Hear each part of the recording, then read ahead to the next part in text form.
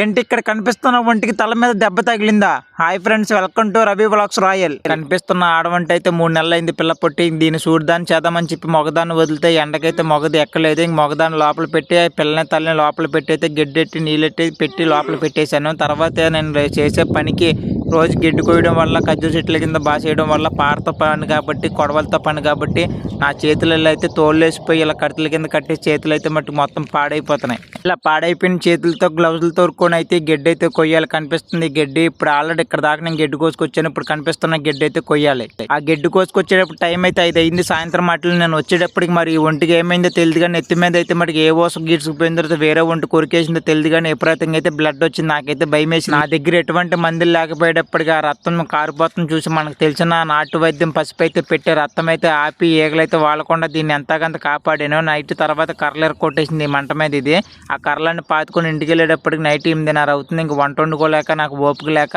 Ludos packet ఒకటి ఉంటుంది, ఒకటి వండుకొని తిని తర్వాత చిలకడ దుంపటి అయితే కాల్చుకున్నాను. ఇదే ఈరోజు నా భోజనం. ఈ వీడియో ఎలా ఉందని కామెంట్ పెట్టి మన ఛానల్ సబ్స్క్రైబ్ చేసి సపోర్ట్ చేయండి. ఉంటా, బాయ్ బాయ్.